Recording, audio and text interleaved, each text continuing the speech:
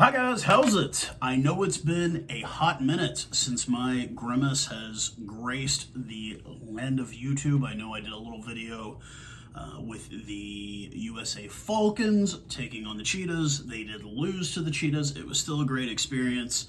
Big shout out to USA Falcon center Paul Lasicki. Dude liked my stuff. I posted on Instagram. The dude liked it. We chit-chatted a bit. A great guy. Absolutely good experience for the American boys to go down there and play against, two Curry Cup teams. Getting to see Fronstein and, guys like Augsburger out on the pitch at the same time. Really great experience. Not to take away the other U.S. side going down to Uruguay, featuring Dallas Jackal Mike Matarazzo. Also limited success on both sides, but these were just kind of like developmental sides. These weren't our strongest sides we sent down, just to get some international experience for some of these younger guys. Gary Gold has got a mountain to climb heading him. We still have not even qualified for the Rugby World Cup. We will be playing in the rep charge coming up soon. So it was a good chance for some of these guys to get some international test experience under their belt. So, man, it's been a wild couple of weeks, guys. Between the controversy going on with the international test squads, injuries, guys being out, and then even back here in the U.S. and Major League Rugby, big news coming out of the league office today down in Arlington, Texas, and I think we'll go ahead and start right there. But before I even start any of that, just want to thank all of my subscribers. The new guys have popped along, the guys that have stuck around. I know it's kind of gotten a little bit intermittent, but we know what's about to start up here in the next couple of weeks. You know I'm going to be back to doing videos every weekend when the Springboks play.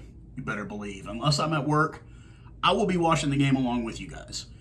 Talking about it, I'm absolutely excited. But before we get to that, like I said, we'll start here in my backyard in the U.S. So, a couple of news and notes about the MLR before I get to the nitty-gritty here. First off, I got to announce the retirement of former English captain Chris Robshaw, the flanker, was spending his last bit of time here with San Diego down there out west with Ma'anonu and company. Bjorn Basson, he was out there as well. Finally decided to call it a day, hang it up on a career. Really great guy. Got to meet him when San Diego came through towards the end of the season. And, just congratulations. Like I said, 66 caps, 100 and some odd caps playing in the Premiership. So a good career for him and a way to end it.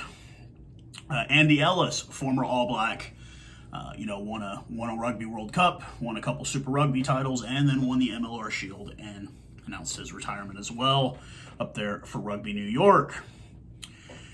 Former Chief Mitch Jacobson will be coming here to Major League Rugby. He has signed a contract with New England for next season, so it's good to see a Waikato boy. You guys know me, I'm a Chiefs fan. Good to see a Waikato boy coming through the U.S. and playing some Major League Rugby. Another big signing in the league, four-cap Puma, former Sharks fly half Tito Diaz-Bonilla will be coming here to the U.S. He has signed a contract with DC Glory.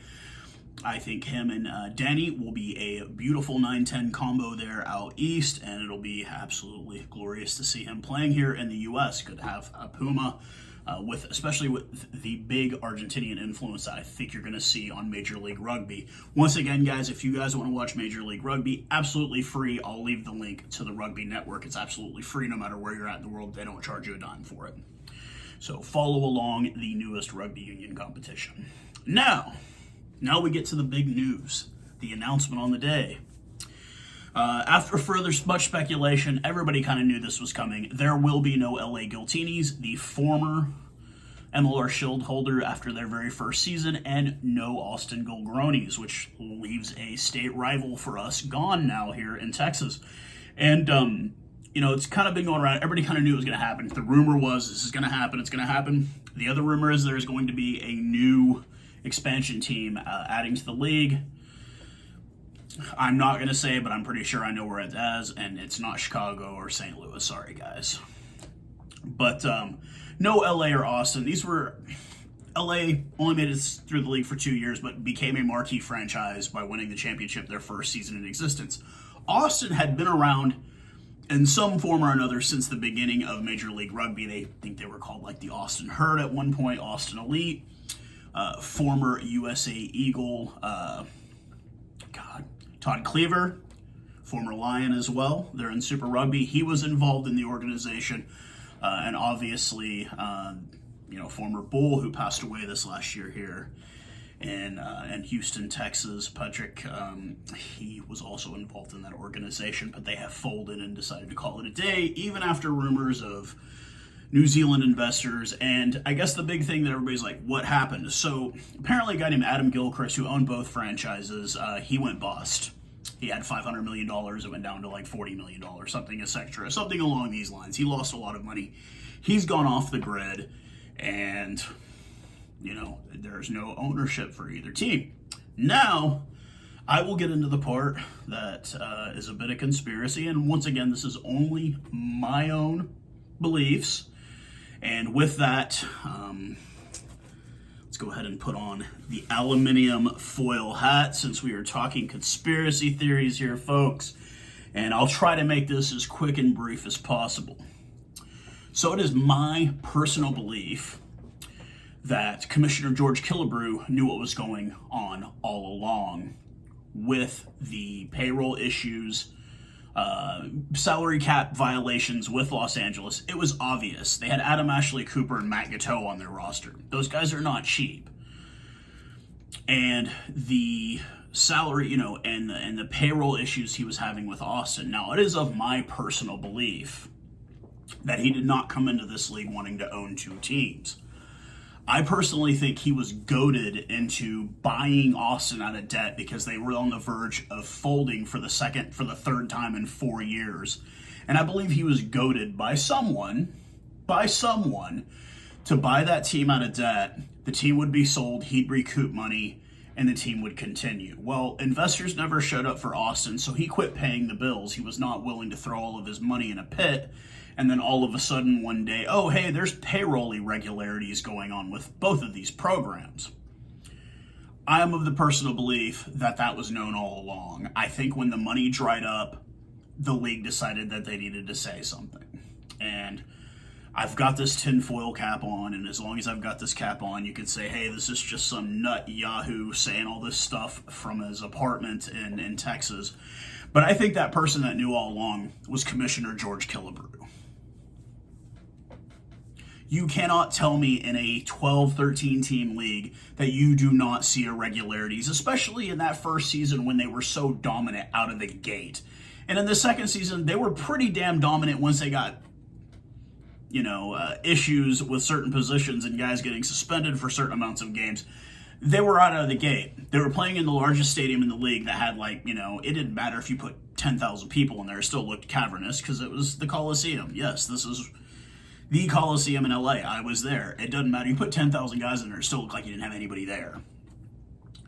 I'm of the personal belief that Commissioner Killebrew, when Gilchrist came into the league, Commissioner Killebrew saw big foreign money investment and let him get away with whatever he wanted as long as he floated a failing franchise in Austin. That's my personal belief. Once again, I've got the aluminium foil hat on, so you can just say I'm a nut job or whatever, but my personal belief is that Commissioner George Killebrew knew the whole time what was going on with both franchises, with violations of the salary cap in LA and payroll issues.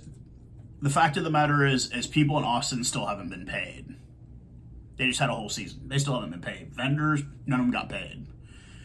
And I think Killebrew knew, and I think the reason he acted like he all of a sudden they had to, keep LA and Austin out of the playoffs was because the money dried up. Gilchrist was sick of throwing money down a hole in Austin and losing money. So it dried up, and then obviously his investments went south. He lost money. But I think Killebrew knew the whole time. And I think it's just a matter of time before this happens again. This time it's going to be money from, we'll just say south of the equator. And we'll leave it at that. If you've noticed, a lot of the big guys coming into Major League Rugby, not just on the player side of it, but the coaching staff side, the Jackals coaching staff side, that's where I think a lot of the money is going to be coming from, and don't be surprised if the same thing happens again. I don't know Mr. Killebrew personally. I've met him twice. I met him in Houston. I thanked him for what he was doing to the league and trying to make a good league in this country. But the fact of the matter is he's an American businessman, and American businessmen don't like to lose money. And I don't think this league makes anybody money at this point. I think no one's making money at this point. But that's just that. That's why I put the hat on, the aluminum foil hat on. Just, this is my own conspiracy theory. It could be completely wrong or it could be completely right. I don't think we'll ever get the truth. So off with the hats. This was actually kind of hard to make, guys. It's not as easy as it looks. I had to get on YouTube and figure out how to make one of those. YouTube's great for everything, it seems, these days. So let's move on, okay? We got the domestic rugby news out of the way. Let's look forward to what starts this weekend. Yes, ladies and gentlemen, we are back. Autumn internationals, test rugby. Oh, it's my favorite time of the year, guys. I absolutely love it. Love it, love it, love it. So this weekend, we already got cracking off. It starts this weekend. I'm going to just go through two of the marquee teams in the Southern Hemisphere. I'm not going to worry about Georgia, Uruguay, Fiji, etc., etc. I'll just kind of concentrate on the Springboks and the All Blacks. So it cracks off this weekend. We've got the ABs and Japan in Japan. And we've got Scotland and the Wallabies. Obviously, the issues with Fozzie the Clown and the All Blacks having injury issues. We also have none of the Barrett brothers made the trip. They have unfortunately had a death in the family. Pay respects to those three young gentlemen. Very good family boys. You see it. If you see anything, those guys, family is everything to them, as it is to most Kiwis that I've ever met. Family is very important. And, hopefully they get everything figured out. But with that, we have gotten the return of Waikato Chief Damian McKenzie. D-Mac has made his return to the squad. Anton Leonard-Brown, done with injury, back. With the injury to Quinn Tupaia, obviously they needed that one back. So we shall see what's going on here with this weekend, cracking off this Saturday. Like I said, Scotland and Australia and the ABs in Japan. Another big announcement, we will be facing those ABs at Twickenham leading up to the next World Cup. Hopefully we are battle ready and hardened for that match, because those are always the best ones when they play the All Blacks. So let's go ahead and go through the schedules for South Africa first. We'll do, obviously, there's the 4 marquee games. The 5th against Ireland, the 12th against France, the 19th against Italy, a team on the rise, and a chance to get a little revenge on those Palms. Let's do it, boys. Let's get our revenge on them.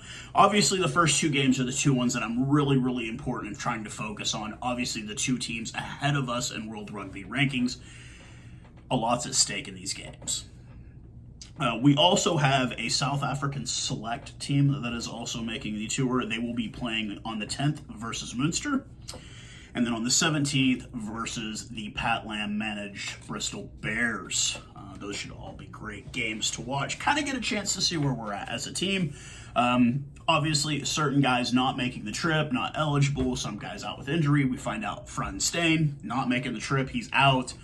Johan Hussen, the Bull, who I'm hoping can stay in fitness and we can get a chance to see him in the green and gold at some point on this Northern Tour. Looks like Cheslin Colby is back and ready to go. I'm ready to see him.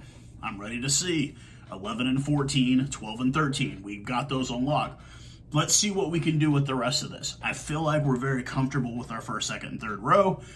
Let's see what we can do with 9 and 10. Let's see what we can do at 15. What are we going to do at 10? Are we going to... Who's going to be our number 2 guy to go to? Is it going to be Warwick Gallant? Not super impressed with his boot and the one test that he had, but we actually did really well offensively as a team that game. We scored a crap ton of tries. He just wasn't super accurate with his kicks. I don't care. If we're scoring 5, 6, 7 tries, who cares? You miss kicks, who cares? It's just when we try to depend on that boot, that's when we kind of run into trouble, it seems. Andre Pollard does not look like he's going to be playing. Faf de Klerk back. All of our Japanese-based players have made the trip, so we should have no issues there. Hopefully we get a look at some newer young guys, some guys that have not seen any time in the green and gold, or if at least see them in the SA Select games. I think it's going to be really great. Obviously, Rassie's suspension over and done. I mean, we've seen him. I mean, he comes out, man, he hits the town, been seen riding around here and there. He's just been all over the place, man. I mean, he's free. He's back out. He's coming after England. He's coming after Ireland. He's coming after France. He's coming after them all, man. He's a madman. We all know Rassie. Love the guy. So glad that his suspension's over. So glad to see him back in the pregame and all the training sessions. And as a Springbok supporter, Springbok fan, it's like Rassie, you love seeing him around the boys because he knows what it takes to win because he's put us there. He's had us go there. He led these boys to a World Cup from the darkest time to the top of the mountain. And it's good to see Rassie back involved in the program. And it's just, his videos are, when he puts them out, it's always hilarious to see him dancing. He does his old man dance with whatever music's playing. And it's just, like I said, man, he just come out and he just hits the town, man. He's seen here and there everywhere, man. He's just all over the place. And it's good to see Rassie out there doing his thing. Then we go over to the flip side of the coin. We've got the All Blacks taking a bit of an easier trek this time. They will be facing Wales, Scotland, and England, hoping that, England does what they do to the All Blacks, which is beat the stuffing out of them at times. They will also be doing an AB's 15, it's like a select team, against the Barbarians, aka the Boks, on the 13th of November. Somebody told me Joe Marler has made the Boks, which is, I don't like England, but there's certain guys that I think are kind of cool. Joe Marler's cool. Marcus Smith is very cool. I think Marcus Smith is... Keep Owen Farrell away from him, Eddie. Period. Owen Farrell does not need to be around him whatsoever. Looking like Owen Farrell won't even be playing at all. Thank God that guy is a chump. He's a cheap shot artist. And I bloody hate Owen Farrell. He is the most hated man in my book. Yeah, he's right up there. I don't like Owen Farrell. You guys have seen. You can go back to my videos. Every time I get a chance to say something bad about the guy, I say as many bad things as I can. I just don't like the guy. Don't think he's any good. I think he's got a shitty attitude, etc., etc. But with that being said, before I go off on a long banter, I just, thank you guys, like I said, for continued support. I've already set a timer. We've got the game coming up on the 5th. I am ready. I'm going to have the backdrop redone. I got to put my flag up, get all my jerseys out, get on my bucket hat here, or whatever hat I choose to wear. You guys know me. I will be in full support of the mighty Springbok through this autumn international series. Weather finally got cool here. I think it was it rained a lot in the last couple of days here. So it is finally autumn here in Texas, and I ain't complaining, and my hydro bill won't either because I'm not having to run my air conditioner anymore. But with that being said, I will talk to you guys again very, very soon. Cheers, and once again, appreciate the support. Cheers, guys.